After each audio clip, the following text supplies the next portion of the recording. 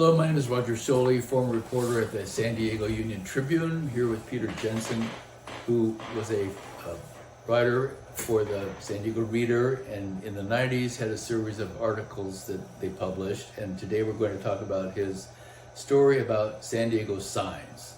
What do you know about signs in San Diego? Well, there are too many of them, and I think that's how it started, is that when I used to do a lot of backpacking up in the Sierra Nevada, I was always tempted when you get to a trail intersection or something like that to take some of those signs and use them for firewood. I thought, what are you doing up here if you can't read a contour map, and a topo map? If you're going to get lost, you shouldn't be up here anyway. And part of the mystery and the sense of discovery, I think, in any journey is to find things on your own and satisfy that. I think that's why some people love traveling in foreign countries. It's really hard to decipher things at first and to move around. Now we have Google Translate that does that work for you. Yeah, no, we just do it.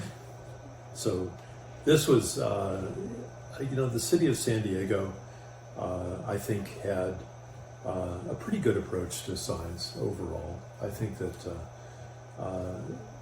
it wasn't anything to complain about. I did track down the man who was the head of making signs for roadways in the city of San Diego, especially up in Balboa Park, where you're very knowledgeable about that, and how people navigate through that park, dating all the way back to probably when it opened. But there are other. It was fun to go to his shop. I think that you'll see in the story, the main thing was he had kept our most notorious sign in San Diego, which was swimsuits optional past this point.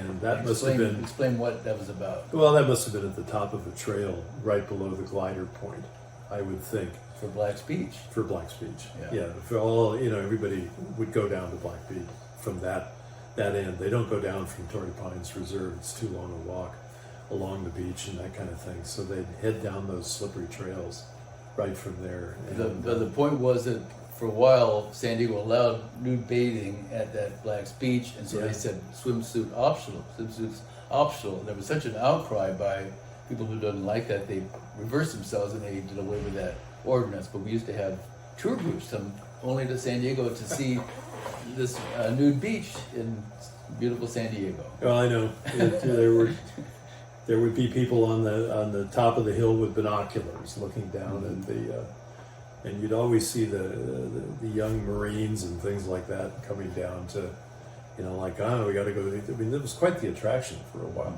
Yeah, probably ranked right up there with SeaWorld and everybody else. I found one interesting point you made in the article was that they were moving from words to symbols on signs in the last few decades.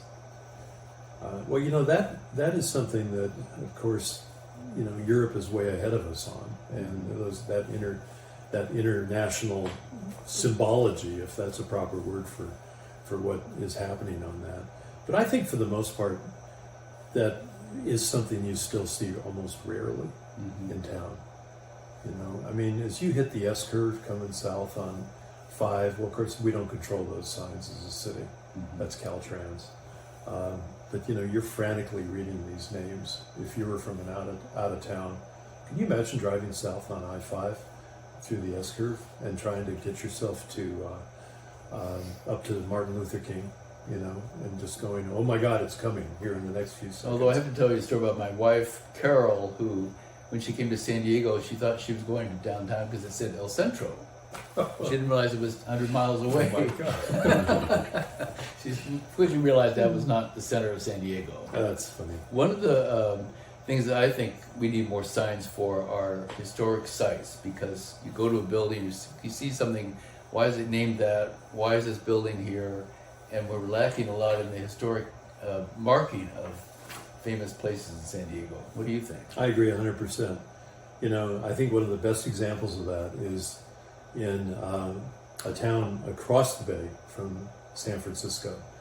in Tiburon, when you're walking in this little sort of a dimple of the bay that's right there that separates Tiburon from sort of a tidal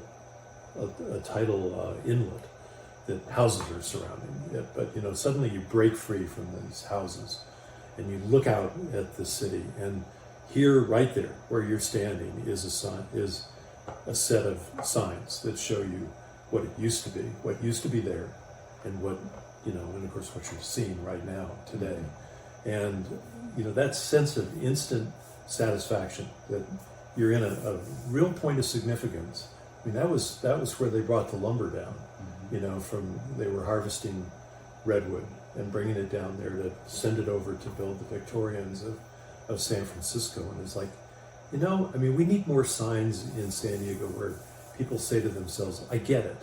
You know, that's what this place used to be like. They used to mend nets on the waterfront here. And heck, they were doing that when I got here in 1980, still, mending nets.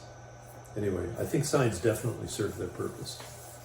Signs of the times. Thanks very much, Peter. Signs of the times.